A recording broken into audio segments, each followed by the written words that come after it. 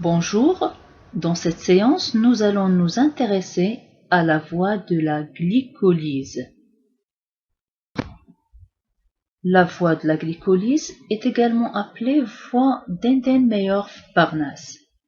Le terme glycolyse dérive de la racine grecque glyk qui signifie sucré et lysis, dissolution. En d'autres termes, il s'agit de la dégradation de glucose. Alors, le glucose est une source d'énergie très précieuse pour les cellules. Nous allons voir qu'à travers de la glycolyse, comment les cellules dégradent le glucose afin de récupérer de l'énergie directement utilisable. La glycolyse se distingue du cycle de Krebs et de la phosphorylation oxydative par le fait qu'elle se déroule dans le cytoplasme. La glycolyse correspond à un ensemble de 10 réactions catalysées par 10 enzymes qui transforment le glucose en pyruvate. Avant d'entamer les différentes étapes de la glycolyse, on rappelle que le glucose ne peut pas pénétrer dans la cellule par simple diffusion. Son entrée est assurée par deux mécanismes, à savoir le transport facilité. On connaît actuellement 5 transporteurs membranaires de glucose appelés GLUT, de Glucose Transporter, numérotés de 1 à 5, soit GLUT1 à GLUT5. Deuxième mécanisme, le transport actif qui consomme de l'énergie.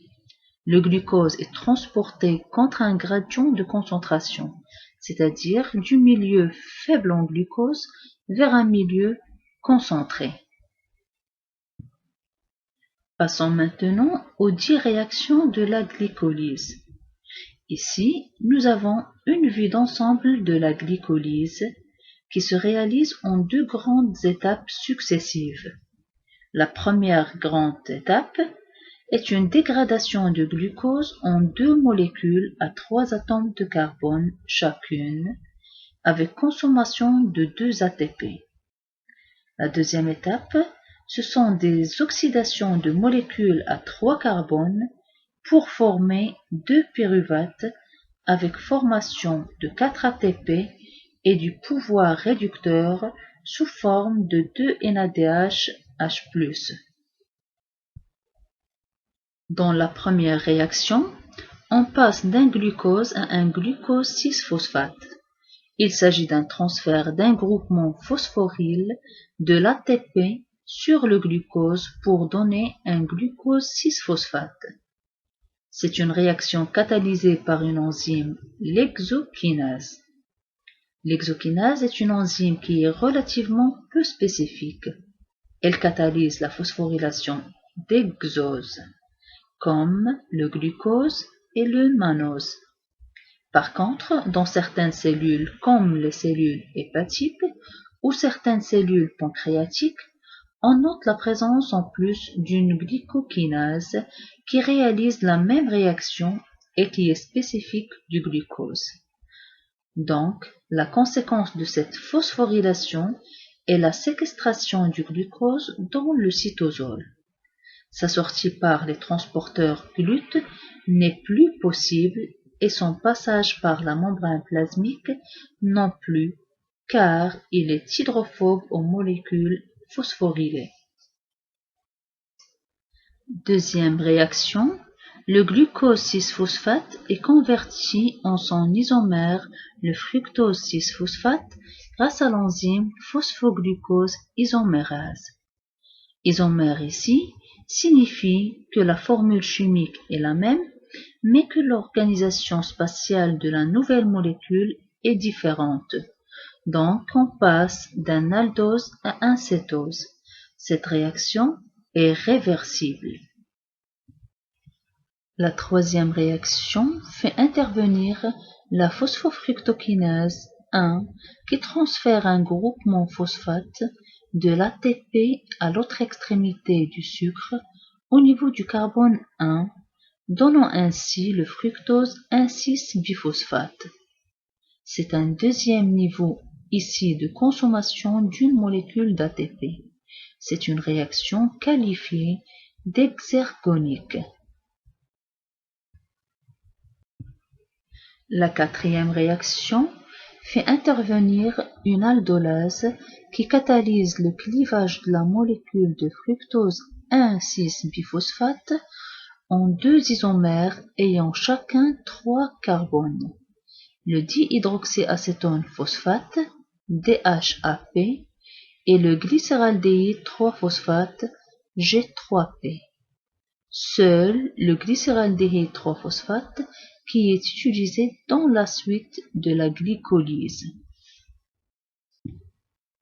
La cinquième réaction est une isomérisation. Nous sommes au niveau des deux produits en C3, donc l'isomérase catalyse la conversion réversible de ces deux isomères. Et nous aurons la glycéraldéhyde 3-phosphate qui va poursuivre la glycolyse. Donc, nous continuons la sixième réaction avec deux molécules en C3, la glycéraldéhyde 3-phosphate. L'enzyme glycéraldéhyde 3-phosphate déshydrogénase catalyse deux réactions successives. La première oxyde le glycéraldéhyde 3-phosphate et il y aura transfert d'électrons et d'ions H+, sur le coenzyme NAD+, ce qui forme NADH+, donc du pouvoir réducteur. Cette réaction libère de l'énergie, ce qui va permettre d'attacher dans un second temps un groupement phosphate déjà présent dans le cytosol au glycéraldéhyde 3-phosphate oxydé, donnant ainsi le 1,3-biphosphoglycérate. En principe, on obtient 2 NADH vu que deux molécules de G3P sont transformées en 1,3-biphosphoglycérate. Cette septième réaction est importante car c'est la première réaction de régénération d'ATP dans la glycolyse. L'enzyme phosphoglycérate kinase transfère le groupement phosphoryle de 1,3-biphosphoglycérate à l'ADP, ce qui génère de l'ATP et du 3-phosphoglycérate. Dans la huitième réaction, une phosphoglycérate mutase catalyse le transfert du groupement phosphate du troisième carbone au deuxième carbone, c'est-à-dire la conversion de 3 phosphoglycérates en 2 phosphoglycérates. Dans la neuvième réaction, le 2-phosphoglycérate est déshydraté en phosphoénol pyruvate, PEP. La réaction est catalysée par une enzyme, l'énolase. Enfin, nous arrivons à la dixième et dernière réaction, qui est importante aussi, car il y a régénération d'une molécule d'ATP. Le phosphoénol pyruvate est une molécule très énergétique, très instable. Elle possède un haut potentiel de transfert de groupe phosphoryle et elle assure la phosphorylation de l'ADP. L'enzyme pyruvate kinase catalyse la transformation de phosphoénol pyruvate en pyruvate et régénération d'une molécule d'ATP directement utilisable par la cellule. Par conséquent, deux molécules d'ATP car sont deux voies. Le bilan énergétique de la glycolyse, l'oxydation partielle d'une molécule de glucose produit 2 pyruvates, 2 NADH et 4 ATP. Mais puisqu'au niveau de la première grande étape, il y a consommation de 2 molécules d'ATP, donc résulte au total 2 ATP. Régulation de la glycolyse. Les 3 sites de régulation se situent au niveau des 3 enzymes allostériques catalysant les réactions irréversibles de la glycolyse, à savoir l'hexokinase, la phosphofructokinase 1 et la pyruvate kinase. La phosphofructokinase 1 est l'élément le plus important dans le contrôle de la glycolyse. Elle est inhibée par les fortes concentrations cellulaires de l'ATP qui abaissent l'affinité de l'enzyme pour le fructose 6-phosphate. Elle est aussi inhibée par le citrate, premier produit formé dans le cycle de Krebs. Un taux élevé de citrate indique que le cycle de Krebs fonctionne au ralenti et que les précurseurs biosynthétiques sont en quantité suffisante. Dans ces conditions, la dégradation du glucose n'est plus nécessaire. Le citrate renforce l'action inhibitrice de l'ATP. La phosphofructokinase 1 est activée par le fructose 2,6-bisphosphate. L'inhibition de la phosphofructokinase 1 entraîne en amont par voie de conséquence l'élévation de la teneur en glucose 6-phosphate qui est un effecteur négatif de l'hexokinase. La pyruvate kinase est la troisième enzyme allostérique de la glycolyse. Elle est inhibée par l'ATP mais fortement activée par le fructose 1,6-biphosphate. Le devenir des pyruvates dépend des conditions aérobies ou anaérobies dans lesquelles se trouvent les cellules.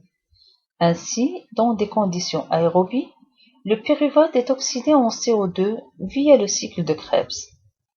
En conditions anaérobies ou conditions d'hypoxie, par exemple le tissu musculaire en contraction rapide, le pyruvate est réduit en lactate par le NADH+ formé au cours de la glycolyse. Chez les levures, on parle de fermentation alcoolique où le pyruvate est transformé en éthanol. Le pyruvate est d'abord décarboxylé en acétaldéhyde par la pyruvate décarboxylase et par la suite l'acétaldéhyde est réduit en éthanol par l'alcool déshydrogénase.